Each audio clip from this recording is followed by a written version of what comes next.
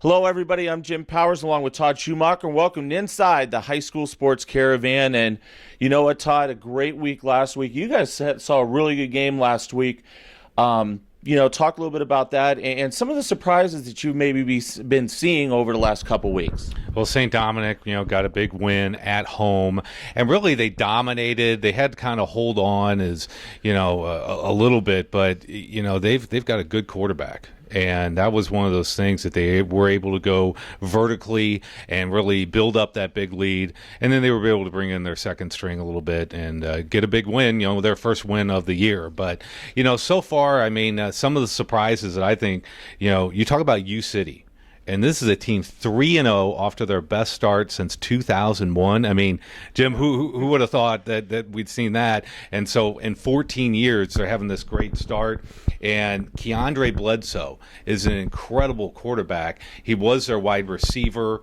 Now he's under center. And, they knocked off McClure North and Hazelwood East. And we know how tough it is to beat Suburban North teams. So, you talk about the Lions. Right now, I don't think they're getting as much respect as at 3-0 that I think that they should be. But I think as that season goes along and as they continue to get some more quality wins, they are going to get that respect. And you talk about what Coach Allen has done. Only his second year as the head coach at U-City. You kind of saw a little bit of that spark last year towards the end of the year. And now they've really hit the scene. And, in fact, they're gaining some statewide, poll votes as well. Yeah, exactly. And, it's one of those things. You don't think of them as a small school, but they are in the smaller rankings. And that's the thing is that I think they play big. I think when you play those Suburban North teams, you're playing a bigger schedule, which is going to prepare you as you get into your conference play, that they've already been kind of, battle tested. Mm-hmm. And so tips off to their head coach for really getting them ready early on to hit that mid-stride. Yeah, a lot of big games last week and in the top 10 poll this week.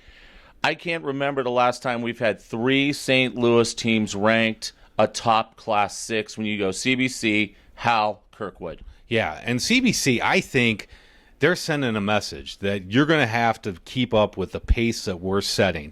We've seen Francis Howell. I like the Perkins boys. Mm-hmm. And the thing that we saw in that Webster game, Jim, is that they put him in a running back. So you got Eric.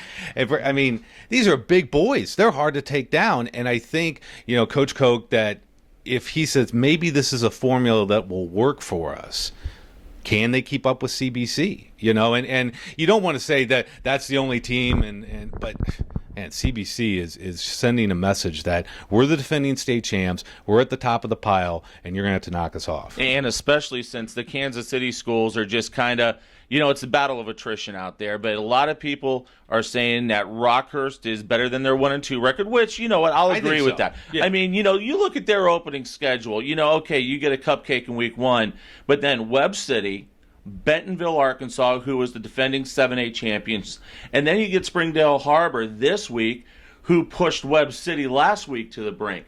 So it's very interesting to see how Class 6 is going to shake out with all the Kansas City side teams kind of just beating each other up. And I think Rockhurst, it's kind of like talking about U-City, that you get battle tested early on, then you get into your conference schedule. Don't mark out the Hawklets. That's a team that, man, what a great game that we saw down at the Dome between them and CBC. Yeah. And so I think it's just one of those things that you'd rather take your lumps early than to take them and be upset or things like that in the playoffs. In the top, you're talking about some of the surprising St. Louis teams in the rankings. How about Chaminade? Yeah. 3-0. They're in a tough MCC, situation with their conference, and they've kind of come out of nowhere. They put up a lot of points against DeSmet. DeSmet not having as good of a year as usual, but the Red Devils are kind of making some noise there. Yeah, you talk about the MCC, Todd. You've got an undefeated Chaminade. You got an undefeated Suhai. You got an undefeated CBC. You got a Vianney team that's playing really well. Yeah. You talk about that conference being very top-heavy, and now they start going through their round robin here, starting this week, actually. Yeah, and Vianney, I really like them. Paul Day coming from Fort Zumwalt West. It's like one of those things. You have to allow those 2-3 year period to kind of hit your stride and things kind of click into your system. But don't forget about those Golden Griffins. They're going to make some noise as well. So I think CBC, they're at the top of the heap, but it's not a runaway. But you know what, though? You look at Class 5 and a Class 6 team sprinkled in. That's Suburban 11, I believe it is. You've got Pattonville, Summit, Parkway North, and Kirkwood, all 3-0.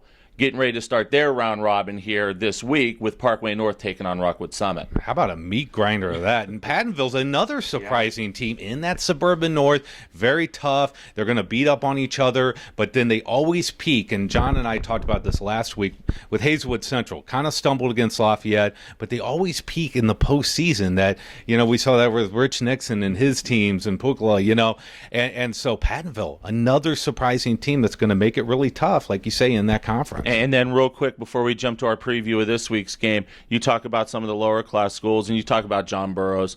They just don't, graduate kids. They just keep bringing them in. They're 3-0. They're number 1 in Class 3. Yeah, they really rebuild, and it's one of those things, you forget this is a team that was runner-up for three straight years? And just to get to that point and to say that we made it to the Dome 3 years and to be able to reload, not to just, we're in a building stage.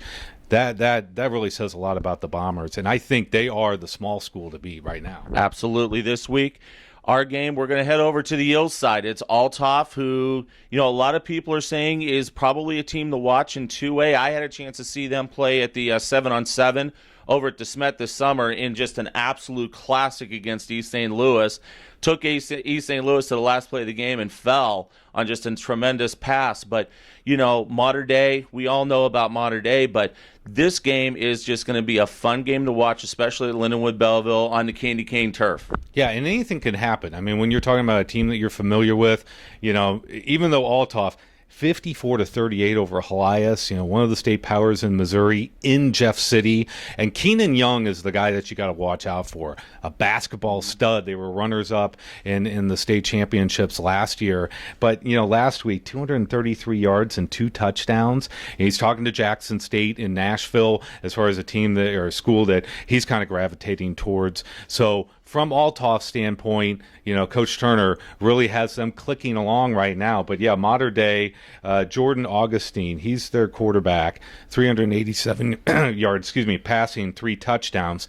Also their defense is really stout. So that's the thing is that Mater Dei is going to have to come in and say, Keenan Young, you're not going to beat us. We're going to key in on you. We're going to make it difficult on you. And that's really going to be a big thing for the Knights. Low-scoring game or high-scoring game? I think it's going to be a high-scoring game just because of Althoff can't put up a lot of points like that. But Mater Dei has shown that they can put up a lot of points too. And that defense, if they can keep it in check and keep the point total a little bit lower for Althoff, it should be a dandy. Yeah, it's going to be a good one over there. Some of the other big games of the week, and obviously I think a lot of folks are going to be looking over at Parkway North. They open up, they play Summit, their home opener in essence, because they've got a brand new scoreboard, brand new video board, 3-0. Bob Bunton's got these kids playing at a very high level. Oh, Bob Bunton, what a great coach, what a great guy. We just love being around Coach Bunton, and he hits the win landmark. And then you talk about Summit.